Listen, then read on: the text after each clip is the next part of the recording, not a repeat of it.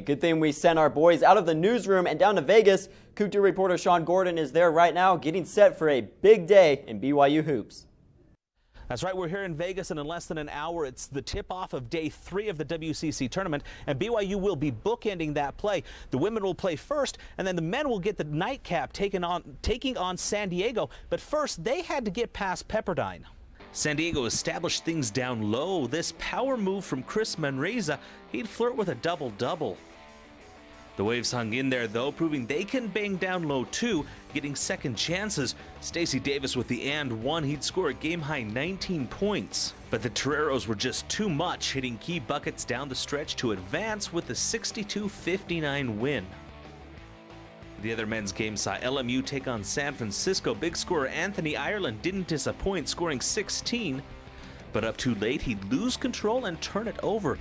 The Dons come out of the scrum with the ball, and San Fran's out on the fast break. Tim Dirksen misses the layup, but Cole Dickerson puts it back to send it into overtime. But Ireland and the Lions were just too much, pulling the 9/5 upset 61-60 in OT. LMU will look to continue their Cinderella run against 4-seed Santa Clara at 7, followed by the big one, BYU, looking to avenge their earlier loss against San Diego.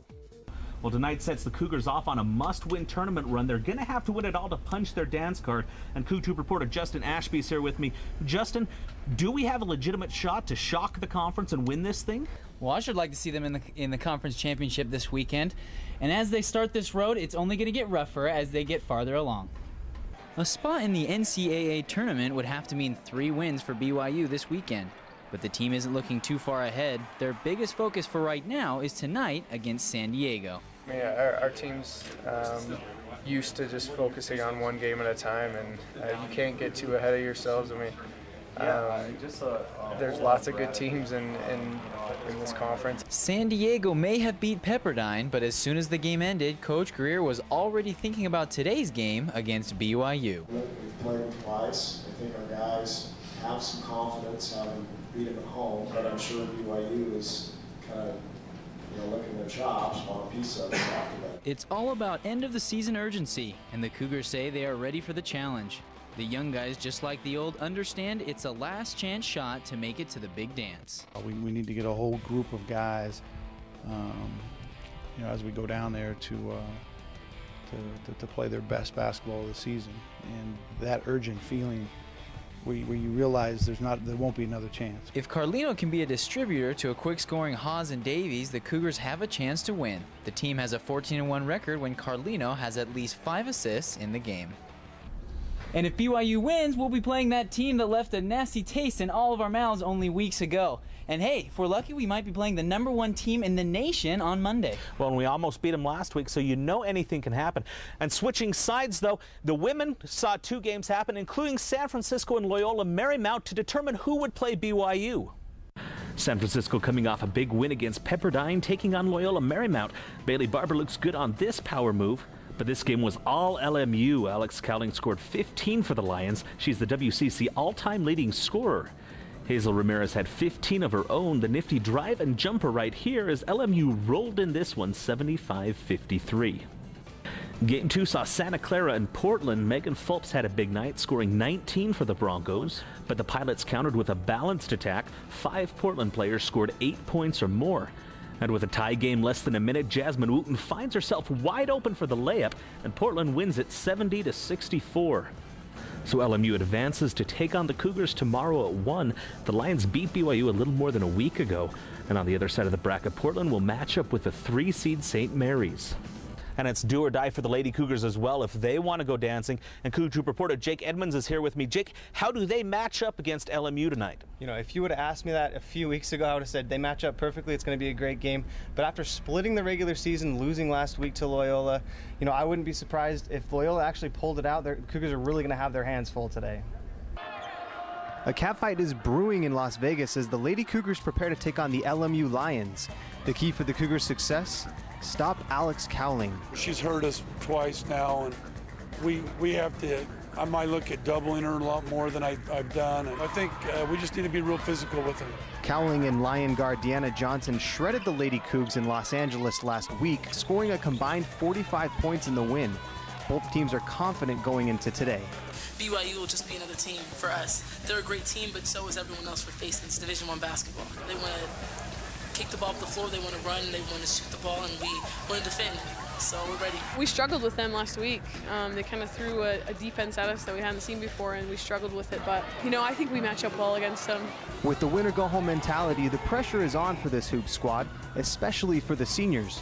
Our only hope is to win the tournament to make it into NCAA. So if we do that, that would just be the cherry on top for Haley and I's senior year. You want to end on a good note. When you're a sophomore or junior, you know that you have another year to come and maybe redeem yourself, or, you know, the chapter's not closed yet. And so when you're a senior going into the tournament, this is it. If the seniors want to close their final chapter on a good note, they have to start on page 1, a win today in Vegas. Now, going into the tournament, Haley Steed and Keilani Unga, they really wanted this matchup. They actually called last week's loss to Loyola a fresh wound, so you can expect them to be prepared going into today's game. Now, speaking of preparation, the WCC puts a lot of it into hosting these events, hosting this tournament, and so we took a chance, we had a chance to go behind the scenes, and here's what we found.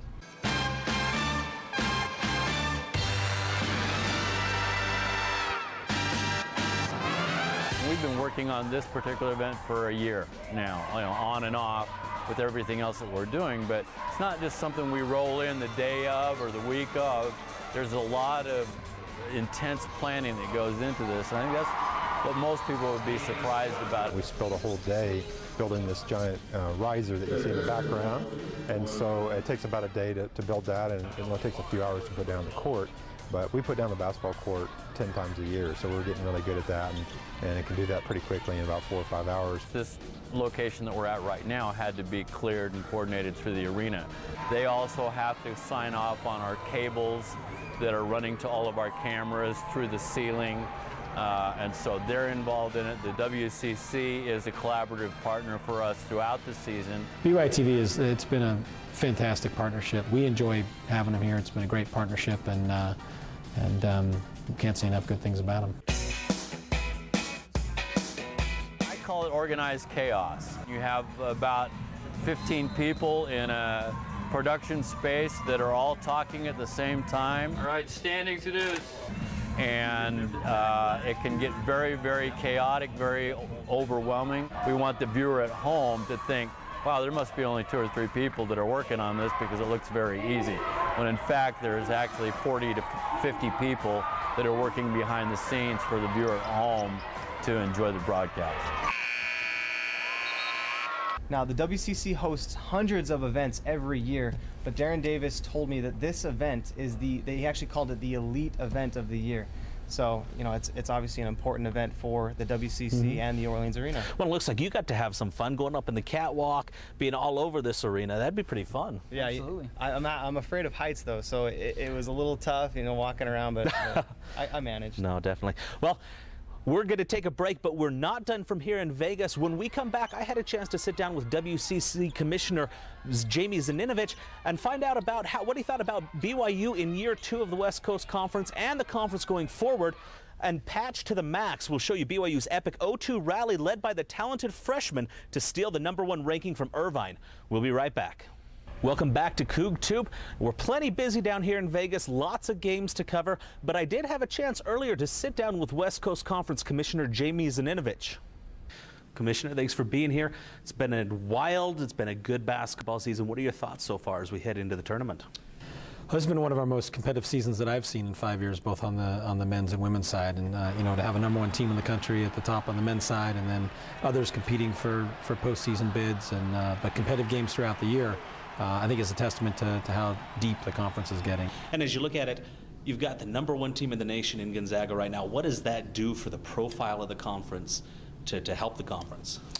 Well, it's pretty rare that you have a #1 team, obviously, in a non-quote-unquote Power 6 conference. So I think the most important thing is it shows that you can do that in the West Coast Conference, and I think that's important. You know, we want programs on the men's and women's side that are built for the postseason and built for NCAA tournament. And I think having a #1 team in the country, a proven #1 team in the country, can do nothing but help that. Although, you know, makes everybody else's job more difficult too. But that's okay. Definitely. And you look at it. This is BYU's 2nd year in the conference. What first caused you to look at BYU when it came to expansion possibilities, and what has that done for the conference? In terms of what we looked at, we had been through a whole expansion task force study for over a year before we had any discussions with BYU, and we frankly didn't expect BYU would even be available because of the football element. But when it became clear that BYU was looking for an independent football model, I think we recognized that BYU really fit all the attributes that we were looking for in the non-football sports, including a highly competitive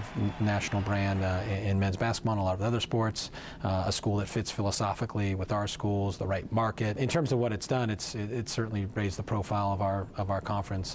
BYU has a national, international brand, and competitively they've been what we thought they'd be, which is a top half competitor in almost every sport. You look at it from 1980 to 2010, the same 8 teams in the WCC. You bring in BYU in 2010. Next year you've got Pacific coming in. What led you to look at Pacific, and what will they bring in? Well, Pacific has a long history with the West Coast Conference. They were one of our founding members in 1952 and left the conference when they were sponsoring football. Now don't sponsor football. I think they fit in a lot of ways. First and foremost, their competitive success in men's basketball. They've had great teams in women's basketball and women's volleyball. So in the sports that we cared about, they were there. And logistically, it helps with some of our scheduling. We knew about 9-school scheduling when we brought BYU in, but I think living it, people have realized it's even more difficult than they thought it might be. Well, thank you, Commissioner. Thank you. It's great to be with you, and I'm glad you guys can make it to the tournament. Well, we're going to wrap it up here and get ready for the BYU women's game in less than an hour, but we'll be back on Monday. We'll look at the action from the weekend, see how the Cougars did, and hopefully we'll also be previewing some championship games that involve BYU. But for now, in Las Vegas, I'm Sean Gordon with Jake Edmonds and Justin Ashby for Coogtube. Wow, a lot happened in Vegas. Thanks, Sean.